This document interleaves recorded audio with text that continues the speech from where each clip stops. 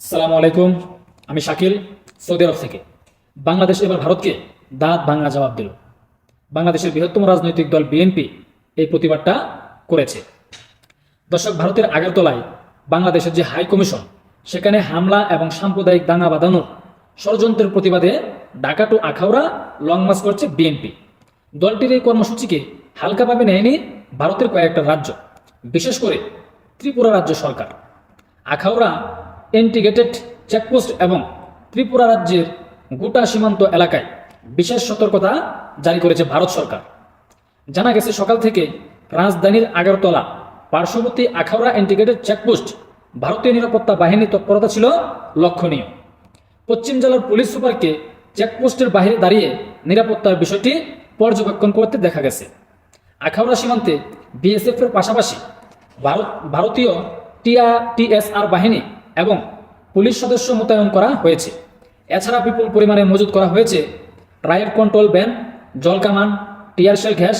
এ বিষয়ে পশ্চিম জেলার police super doctor কিরণ কুমার বলছেন, উত্তেজনাকর পরিস্থিতির কথা চিন্তা করে গত এক সপ্তাহ ধরে আখাউড়া সহ রাজ্যের সীমান্ত এলাকায় বিএসএফ এর সংখ্যা যা মোতায়েন করা হয়েছিল গতকাল, এটা ছিল এর থেকেও দ্বিগুণ। এবং পুলিশ বাহিনীও টহল দিচ্ছে। গোয়েন্দা বাহিনীকে বিশেষভাবে সতর্ক করা হয়েছে যে কোনো ধরনের উত্তেজনাকর পরিস্থিতি সামাল দিতে নিরাপত্তা সংশ্লিষ্ট সব বাহিনী প্রস্তুত রয়েছে। এছাড়াও কেন্দ্রের সাথে নিয়মিত তারা যোগাযোগ করছে। তো বিষয়টা আমার কাছে খুবই ভালো লাগলো, কেননা এই যে ভারতের উগ্রবাদীরা তারা সীমান্তে এসে অযথা চিল্লাচিল্লি করে একটা সার্বভৌমত্ব রাষ্ট্রের ভিতরে ঢুকে পড়তে চায়, এটা একটা জঙ্গি বা সন্ত্রাসী কর্মকাণ্ড। তো তাদেরকে তো আমরা শুধু খালি ধৈর্য ধরে শুনেই যাই যে তারা কি করে, কি প্রতিবাদ জানায়, নিন্দা জানায়। কিন্তু বর্তমানে এই বাংলাদেশের বৃহত্তম রাজনৈতিক দল বিএনপি এটার একটা পাল্টা প্রতিক্রিয়া জানাইছে। আমি ধন্যবাদ জানাই, কেননা আজকাল যদি শুধু নিন্দা জানিয়ে বসে থাকি ধৈর্য ধরে, তখন অনেক ধরনের কথা আসে, যেমন নতুন, বুঝে না, আরও একসাথে নানান ধরনের কথাবার্তা শুনতে হয়। কিন্তু বর্তমান যমুনায় যে ধৈর্য ধরে বসে থাকবেন, এই যমুনা কিন্তু বাইরে এখন নাই। এখন আপনি পাল্টা প্রতিবাদ করতে পারলেই আপনি ভালো, কেননা বর্তমান যমুনা, এই যে একটা কথাই আছে যে শক্তের ভক্ত নরমের জম। যদি নরম হয়ে বসে থাকেন তাহলে তারা সীমান্তে আইসা এটাই করবে, মাইক লাগায় গালিগালাজ করবে। তো আমি মনে করি যে কাজটা করেছে বিএনপি, যেই কর্মসূচির ডাক দিয়ে ভারতকে তীব্র নিন্দা এবং প্রতিবাদ জানাইছে, এই জন্য আমি ধন্যবাদ জানাই। কাজটা আসলেই ঠিক ছিল, কেননা তারা কোনো কারণ ছাড়া একটা বাংলাদেশের অভ্যন্তরীণ একটা বিষয় নিয়ে তারা গুজব ছড়াইতেছে। এই বিষয় নিয়ে তারা আবার সীমান্তে আইসা চিল্লি মার দূর অনেক কিছুই করতে চেষ্টা করতেছে।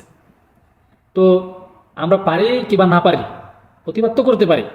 আমাদের যদি 5% থাকে, 5% নিয়ে এটাই মনে করি একটা লাড়া দেওয়া দরকার। তো বিএনপি এই কাজটা করেছে, সেজন্য আমি বিএনপির কাছে কৃতজ্ঞ, যেন ভবিষ্যতে ভারত যেন এরকম ধরনের কোনো কাজ করতে না পারে। আজ কাজ করলেও যেন তারা ভাবে যে আমরা যে সীমান্তে যাব, আমরা বড় রাষ্ট্র, আমাদের এত শক্তি, তারাও কিন্তু আমাদেরকে ছাড় দিবে না। কেননা তারা কিন্তু পাল্টা প্রতিবাদ করতে শিখে গেছে, তারাও কিন্তু সীমান্তে আসতে শিখে গেছে। তো দ্বিতীয়বার আসার আগে চিন্তা করবে যে আমরা যে যাব, ওরাও তো আসতে পারে। এই যে ব্রাহ্মণবাড়িয়ার কিছু পোলাপান আছে, সবসময় কিন্তু ওই জায়গাতে বৈশাই থাকে, যে বালামটা একটা দিয়ে কোন সময় না জানি গীতা হলায়। আর এই কারণে ভারত সরকার ওরাও কিন্তু একটু ভয় পায়, নিরাপত্তা জোরদার করছে। হ্যাঁ, আমাদের বাংলাদেশেরও প্রস্তুতি ছিল, বাংলাদেশের বিজেপি মোতায়েন করা হয়েছিল আগের তুলনায় একটু বেশি পরিমাণ। কেননা যখন ভারতের যে উগ্রবাদীরা তারা যখন বাংলাদেশে প্রবেশ করতে চেষ্টা করেছিল, তখন ভারতের বিএসএফ এবং ভারতের পুলিশ তারা কিন্তু তাদেরকে বাধা দিয়েছে। তো বাংলাদেশেরও যদি কোনো জনসংখ্যা ভারতের ভিতরে প্রবেশ করতে চায়, তা বাংলাদেশের বিজিবি এবং পুলিশ সদস্য ওরাও কিন্তু বাধা দিবে, লাঠিচার্জ করবে, কেননা কোনো উত্তেজনাকর পরিস্থিতি হতে দিবে না। এটাই বাস্তবতা। তো যাই হোক, আমি ধন্যবাদ জানাই বিএনপিকে। আসসালামু আলাইকুম।